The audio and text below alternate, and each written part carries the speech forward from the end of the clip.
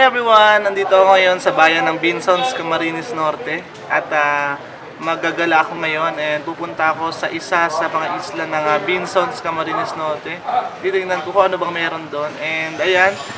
At today, naghihintay ako, andito ako ngayon sa Minaogan, sa Sakayan papunta sa mga isla ng Sabang, Sula and Calaguas Islands. Habang nandito ako, we're just waiting for the passengers to come kasi mahal yung bayad pag madami, pag special, kumbaga pag isa ka lang nasasakay o dalawa lang kayo, special trip, medyo may kamahalan yung pagsakay sa bangka. So yun guys, samahan niyo ako sa vlog na to and tara.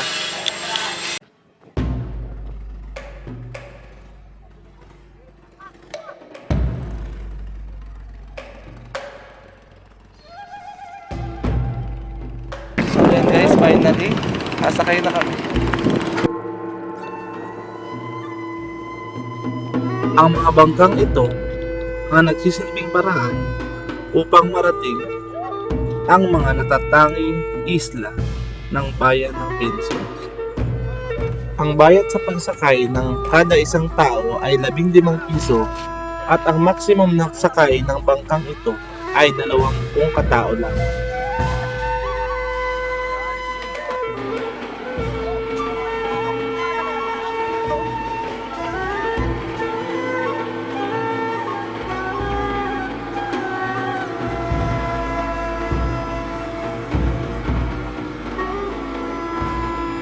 Habang nasa daan, makikita mo rito ang napakaraming ipa na bandog na pinagkukunan ng lambanog sa bayan ng Binsons.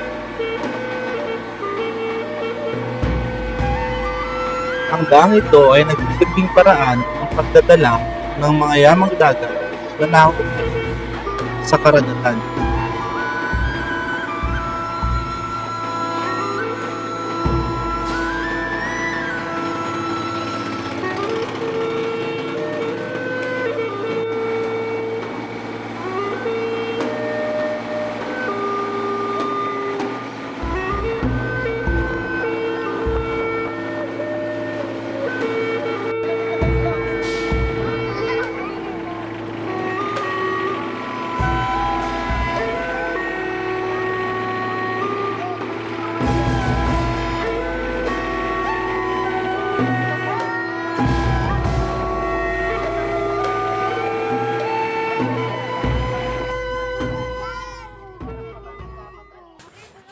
Pagkababa ng bangka, naisip ko na kumustahin ang kalagayan ng mga tao rito. Ano pong pangalan niyo? Sophio, Sophio. Alban. Ay, Kumusta ang mamuhay sa isla? Ano ba yung maganda pag namuhay ka sa isla? Ano ba yung pangit pag namuhay ka sa isla? maganda yung ako'y nakakapag-ano po pa, magandang jeep sa isla. Nakakapag-ano pa, nagad niya. Hindi ba kayo nahihirapan pag nasa isla lang? Or Ay, hindi naman. Nahirapan kapag gantong Alban. Dahil sa da, saka gantong hindi nakakapag-ano sa dagat. Hindi malakas pa. Bali wala lang sa matitili pa sa lamig. lumulubog na? Oo, Lumulubog na kasi yung isla nila. Yeah, dalawang imbis malubog ano na. po yung masasabi niyo doon sa paglubog ng isla niyo? Kasi di ba tumataas yung sea level, water sea level. Siya. So ano po yung masasabi niyo? Sir, kakawin dito. Ay, na. Kumisay na alas kami dito. Kumisay di kakaisat. Nabiglang lalim na yun. Nabit nung nakabot po dito ang tubig. Oo, Nadating po wala dito. dito pon na umpat na barangay lubog ito. Okay. Na magpukalalim, kumisay mo dito. Mabangka ka rito. Mabangka ka lang. Dagdag pa ni tatay, ang bahaging ito ng dagat ay dating bahagi ng isla noon. Pati mataas. I mean, yung mataas na parte ng lupa para maging safe kayo. Ay, wala na Pag rin. halimbawa ka nagtaib, Daming dagat. Ay, saang parte dito ang pinakamataas na bahagi ng lupa para doon kayo maging safe? Wala. wala. Wala. Kumisay na alas talaga kami. Ano pong ginawa ng pamahalaan, yung gobyerno para at least meron ba silang ginawang riprap or bakod sa tabing gilid ng dagat? Naroon durog kaharang dyan. Dito pati. Nag-ibang pati dyan ang kalahi ay nagagawa ng mga dyan. Ang tubig nila dito, binibili pa nila Sa sa Binson? Binsons proper, dun sa poblasyon kasi yung tubig nila dito sa isla ng Sula is maalat. Pwede naman kumuha ng mga tubig pang ano lang, panghugas lang, di ba tayo? Panghugas ganyan. Pero hindi siya potable water. Hindi siya safe for drinking.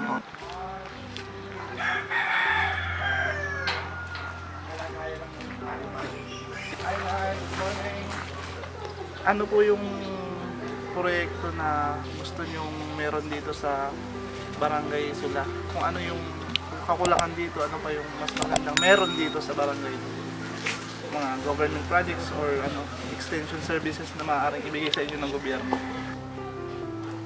Pagkakakitaan. Pagkakakitaan po kasi bakit naman po sa tingin nyo pagkakakitaan o hanap buhay ang kailangan dito ng mga residente na kagaya nyo? Kung po ay pag hindi nakakalaot, walang nakakalaot. Kasi normally ang pinagkakakitaan dito ng mga tao na nakatira dito ay pangingisda, since ang kanilang lugar ay isla. Yun ang pangunahing pinagkakakitaan nila. And yun nga, ang sabi ni nanay, ang proyekto na gusto nila ay ang hanap buhay, kumbaga pagkakakitaan na maaaring ibigay ng gobyerno. Ano po ang nararamdaman nyo? Natatakot ba kayo? O may plano po ba kayong lumikas? Or Likas nga kami. Kasi di ba napabalita? Tubig nun. Oo. Ang bagyo kasi. Oo, kasi pagka malakas ang Dami ang namatay hangin, dito. marami ang namatay. Ganda bang tumira sa isla? Maganda po at sariwa ang hangin. Sariwang hangin, Sariwa, tapos tapos yung tahimik. tahimik. Oo. Tsaka walang masyadong gulo, no? Ang mga tao kasi dito magkakakilala, no? Pero medyo malayo sa magulong city, no? Pag bababuyan sa katindahan, yun. Hanap buhay. Hanap buhay nila. Kami na po dito nagbababoy. Tapos pag yung halimbawa pagdating ng buwan ng Ratsyada, yung buwan ng November, October, December, ibinibenta nila para pagdating nila sa pamilya. Since dayo kayo dito, ibig sabihin namuhay na rin kayo dun sa hindi sa isla. Saan nyo mas pipiliin mamuhay? Sa isla o doon sa dati nyo? Dito sa isla o doon sa dati nyo tinira? Kaya siyempre kung ako ang mahal dito, dahil nandito yung kung saan ka dalhin ng asawa mo dun ka, mag-stay. Maganda naman dito dahil kumbaga may pinagkakakitaan naman pagdadagat, pangingisda. Kaso nga lang, ang problema dito, pag yung halimbawa lumalakas yung alon, umaano yung dagat, walang ibang mapapagpilian na hanap buhay.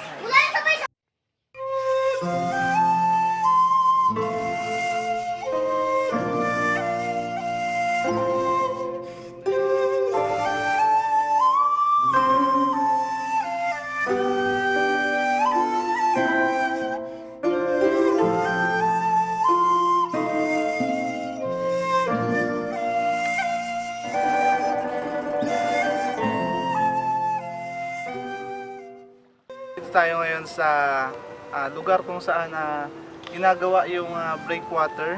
Ito yung nasira kasi siya, kung makikita nyo, yung breakwater na naging harang sa tubig. Ayun. So yung nakikita nyo sa kabila is yung isla ng Sabang. So, at nandito tayo ngayon sa isla ng Sula, sa tapat mismo ng paaralan ng Sula, paaralan sa Sula Elementary School. Ito makikita nyo, ginagawa, work in process pa yung breakwater dito sa isla. Hopefully matapos siya kaagad.